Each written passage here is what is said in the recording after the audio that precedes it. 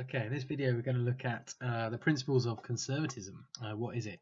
Okay, so I'm going to change that word to conserve. Okay, now conservatives at their base want to kind of conserve traditions, keep things the same as they are. Always do they? Okay, first thing that we're going to think about is it an ideology at all? The other ideologies are ideologies because they have a plan. They have a kind of political project and a vision for the future. Conservatism, like that, really. It's pragmatic. It wants small changes. It wants to defend tradition, any tradition that's there, and it wants to respect hierarchies, generally, any hierarchies that are there. And it's also anti-ideology, i.e., it doesn't believe that humans can conceive of like a world. So lots of people sometimes think of conservatism as a reaction to whatever's going on, and you can see the troops here reacting to the Vietnam protests. All right, I'm going to argue that it is an ideology in that it's a system of beliefs that is connected to other beliefs. Okay, and insofar as it is that, conservatism is an ideology. Okay, so what is it? Well, first of all, we're going to think of we're going to take it in its different strands. We're going to follow the textbook as it is. So the first thing we're going to look at is pragmatism. This is the idea that conservatives like small, gradual changes. Okay, here's Michael Oakeshott, one of our thinkers, and this is a great sort of quote by him: "To be a conservative is to prefer the tried to the untried." Okay, nice and simple. It's basically, if something works, keep on doing it. If it doesn't work, tweak it, try again. Okay, this idea about gradual change and pragmatism is connected in a quite a direct way, I think, to conservatives' view on human nature. And their view on human nature is that it is fixed, and generally traditional and one nation conservatives believe it has these attributes. So we are selfish and potentially amoral and greedy.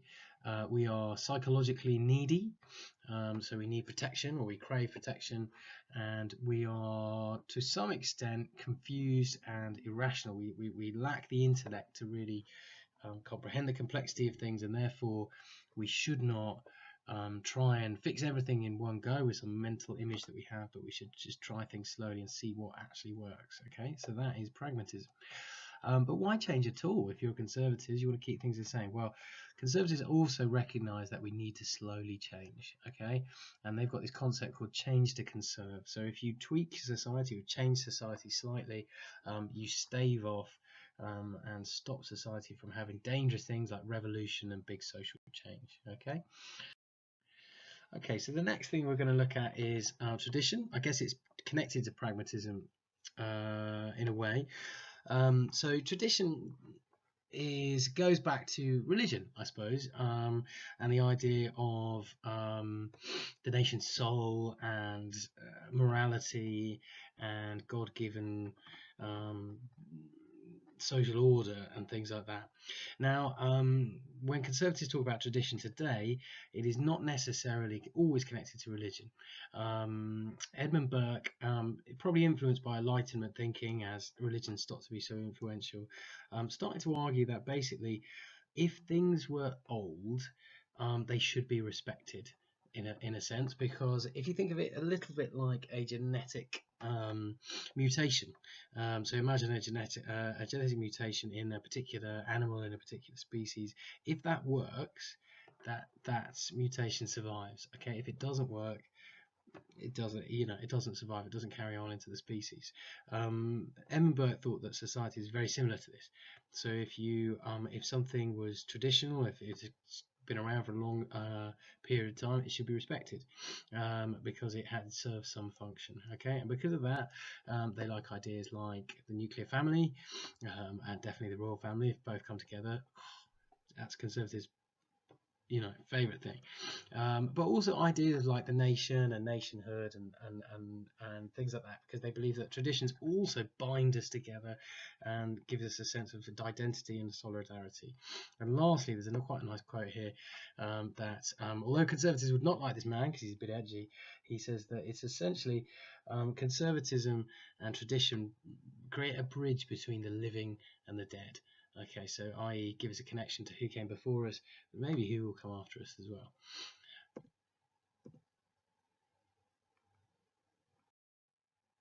Forget that picture. Okay, let's go on human imperfection. Okay, so let's we've touched on this already, so I'm going to go through this quite quickly.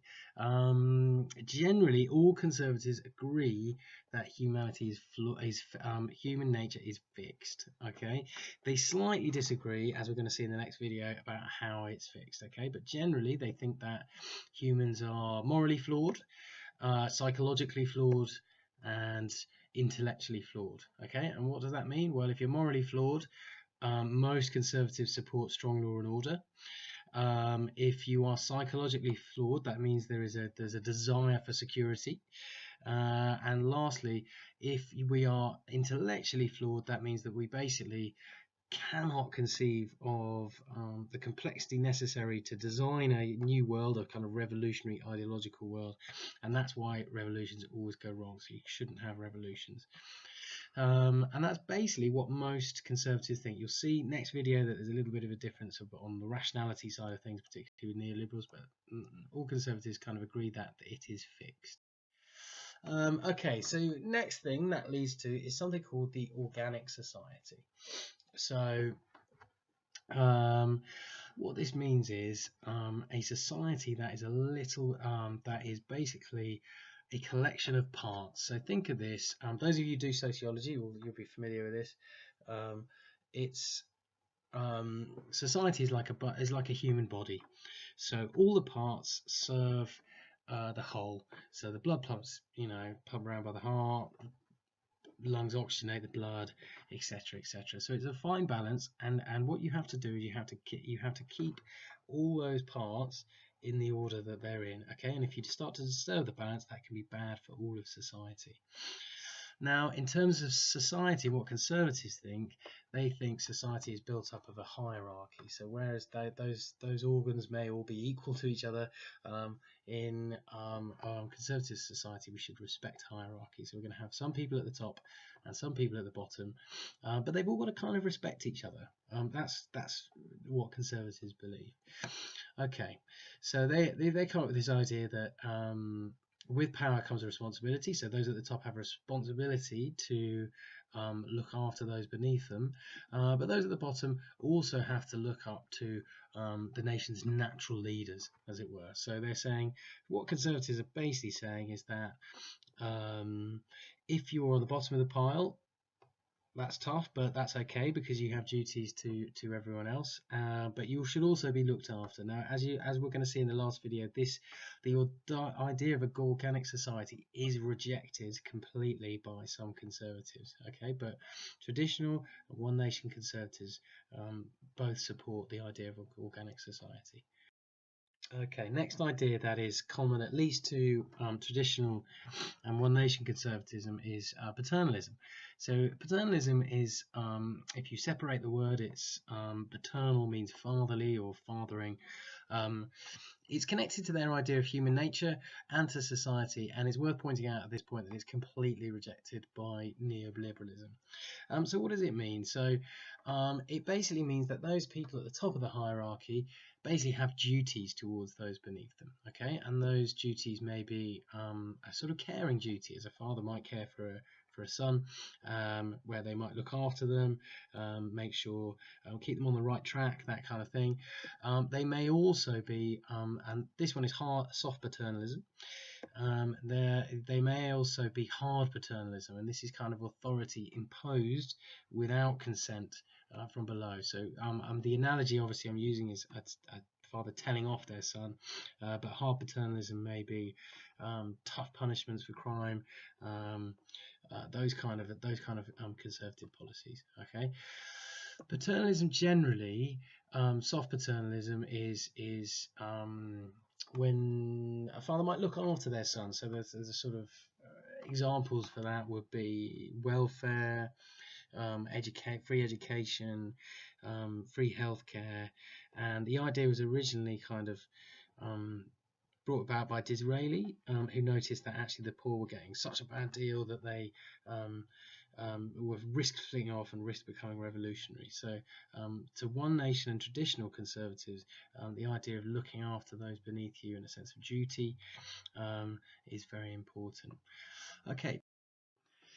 Okay, last thing we're going to look at is libertarianism. Libertarianism sort of stands alone, to be honest, because it is really an offshoot of modern Thatcherite, new right, neoliberal conservatism. Okay, so these are the guys that believe in liberty of the individual above all. They particularly believe in liberty when it comes to markets. So they're kind of like a modern version of classical liberals. On a social level, they're already worried that welfare is creating dependency and depriving people of responsibility and dignity and initiative, and also that taxation was kind of robbery and would only support a minimum of government intervention, or a night watchman state. Okay, so in summary, conservatism it is an ideology, but because it seeks to preserve anything that's there, it can take many different forms. So for example, after the war, the Labour government put in lots of progressive policies like the NHS and welfare reforms, and the Conservatives didn't change them.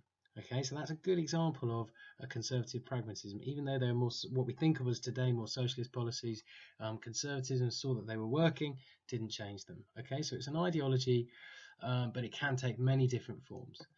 Okay, so their central to their belief is kind of human imperfection. A lot of what they believe stems from this core belief. That we should move through in a pragmatic way. We should engage pragmatism and change slowly. That we all live in this organic society, and this is one of the reasons why we should be pragmatic, because we live in this delicate society where all the parts play their part. That some of this society is held together by paternalism, so the duties of certain classes to other classes, and then separately, almost on its own, is we have this offshoot of libertarianism, which comes to conservatism a little bit later.